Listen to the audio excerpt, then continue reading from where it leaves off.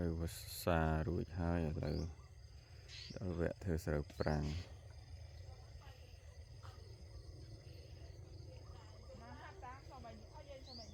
ព្រះឪពុកកំពុងតែបាញ់ថ្នាំ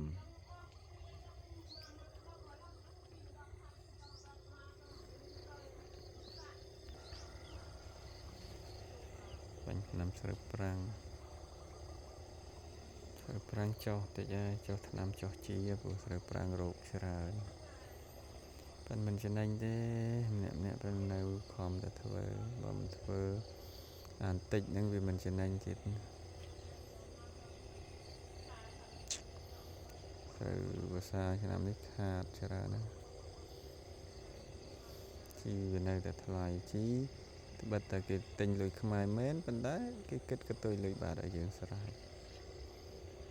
ដល់ពេលស្រូវគេឈប់ទិញលុយបាតគ្មានគេគិតកតុយឲ្យយើងមានតែថោកលើសដើមបើថាលើកមុនវាឧទាហរណ៍អីលើកឆ្នាំតែមិញគេទិញយើង10000 បាតមួយតោនស្រូវភាសាហ្នឹងណាដល់ឆ្នាំនេះមានណាលុយខ្មែរហើយ700តែអត់កតុយឯងអត់ចោះឲ្យយ៉ាងម៉េចឲ្យបាន10ឲ្យបាន1000ដូចលើកមុនមកអត់ទៀតលើកមុនយើងគិតលុយបាតវា10បាតដោយសៀមវាទៅជា1200ក្នុង1គីឡូឆ្នាំនេះ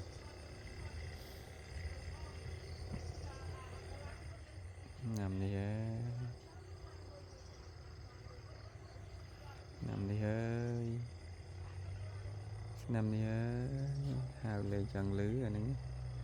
គេហៅចឹងខ្សោយទៅស្រុ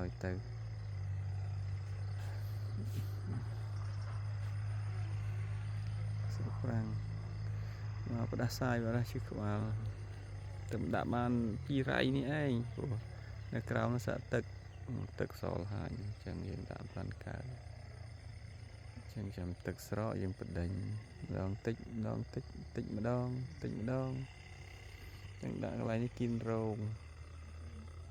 គៀនប្រគុណអាចអញ្ចឹងយើងមិនបាច់ប្រើជីច្រើនប្រហូរតែអាចនេះចូលហើយ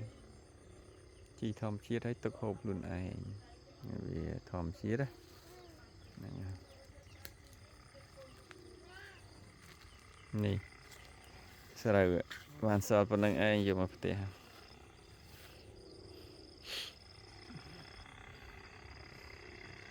លក់ហើយលក់សងថ្លៃជីថ្លៃឆ្នាំគេ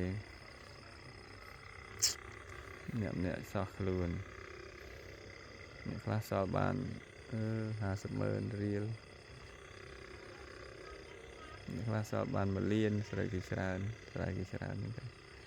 អញ្ចឹងបានគេថាអ្នកធ្វើស្រែបើធ្វើតិចគេថាសឹងតែមិនចំណេញទេណាបើគេអ្នកធ្វើស្រែច្រើនគេចំណេញឧទាហរណ៍ថាគេធ្វើ50ហិកតាគេកាត់ចោលថ្លៃម៉ាស៊ីនថ្លៃជីថ្លៃអស់20ហិកតាអញ្ចឹងគេចំណេញ30ហិកតាហ្នឹងគេដឹងចំណេញឲ្យយើងមានស្រែមហាត់ទៅធ្វើទៅវាសល់តិចតួចហ្នឹងឯងត្រឹម10-20ម៉ឺនឯងមករដូវ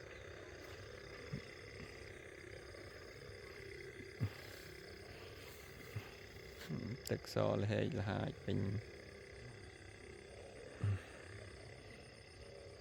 នេះរំដួលទឹកហូប